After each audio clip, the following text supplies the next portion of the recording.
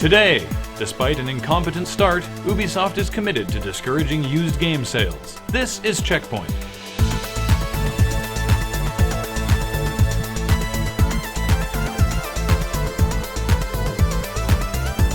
Hi, I'm Kathleen. And I'm Graham, and welcome to CheckPoint, where we may not have asked for this, but these new cyborg parts are pretty awesome. I got mine put in my butt.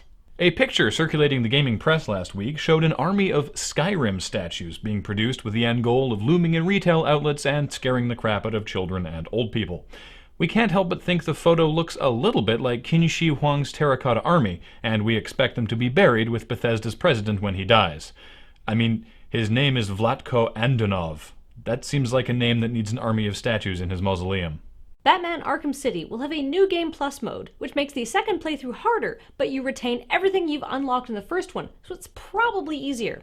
That doesn't really seem in keeping with the flavor of the grizzled Batman they're going for. We're worried that once you beat New Game Plus, you'll get better New Game Plus, where Bruce Wayne's parents aren't killed, and he lives out his life as the well-adjusted son of a millionaire. Think Optic, makers of the Wavit motion controller, which I choose to pronounce Wavit due to the spelling, have filed a patent infringement lawsuit against Nintendo, claiming that the Wiimote motion controller infringes on the Wavit's patent for electronic equipment for handheld vision-based absolute pointing systems, or EFBAPS. Not only are they saying that every part of the Wii infringed their wacky patent, but that even though they haven't seen the Wii U, they're sure that also infringes on it. Next, we're expecting them to sue Shigeru Miyamoto's Dreams. Also named in the filing are Wii accessory makers iMation, Nyko Tech, GameStop, Radio Shack, and JCPenney, presumably because they missed the summer fashion sale, and when you're already suing people, you might as well. Silly Wavit, lawsuits aren't for kids. U.S. radio personality T.J. McCormick has taken issue with what he sees as the liberal agenda in SimCity societies, which rewards players for using solar or wind power for their cities over the perceived evil of nuclear energy. This starts an interesting debate, or it would if anybody was actually playing or cared about SimCity societies.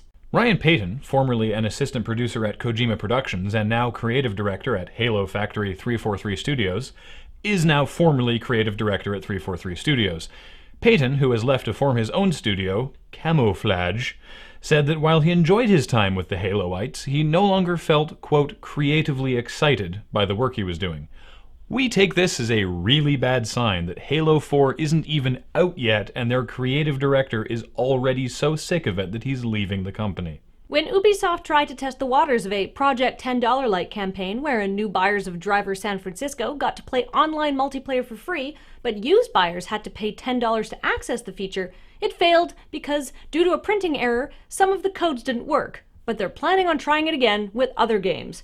Will this work, or is it bullcrap? Paul Saunders weighs in. Paul? Hi, Kathleen. The ways that game publishers are trying to stop used sales have been getting increasingly more intense.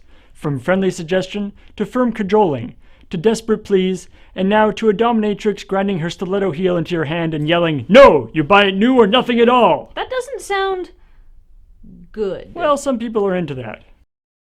What about for those who aren't? Well, the next few years are going to be rough on the used and rental game player. EA, THQ, and Sony have all committed to including single-use codes in their new games, and Ubisoft will probably figure out how to print labels eventually. Used game players who refuse to pony up the cash will be relegated to a content-starved, offline-only, DLC-free ghetto. Clearly, game publishers want to cut out the used game retailers while still maintaining a shelf presence. Why not go the whole way? Why not just sell a piece of paper in a box that you go into the store and buy, and then download the whole game? Because GameStop would just take the paper out and sell you an empty box. Good point. Hey, I wanted to ask you something. You asked for your augmentations to be put in your butt? Because I asked specifically not to, and they still did. You shouldn't have put all your praxis points into pooping. Yeah.